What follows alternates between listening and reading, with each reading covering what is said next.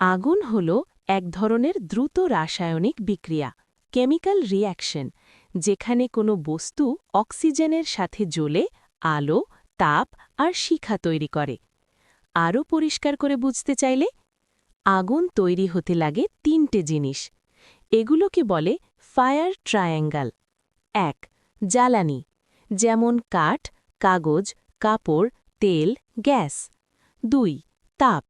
যেমন আগুনের শিখা স্পার্ক বিদ্যুৎ শর্ট সার্কিট ৩ অক্সিজেন বাতাসে থাকা অক্সিজেন এই তিনটে একসাথে থাকলেই আগুন ধরে আগুন কেন ভয়ঙ্কর তীব্র তাপে মানুষ পুড়ে যেতে পারে ধোঁয়া শ্বাস নিলে শ্বাসরোধ হতে পারে সম্পদ ও পরিবেশের বড় ক্ষতি হয় আগুন কিভাবে নেভে এই তিনটের যে কোনো একটা কেটে দিলেই আগুন নিভে যায় জ্বালানি সরালে তাপ কমালে পানি দিয়ে অক্সিজেন বন্ধ করলে ফায়ার ব্ল্যাঙ্কেট বা ফোম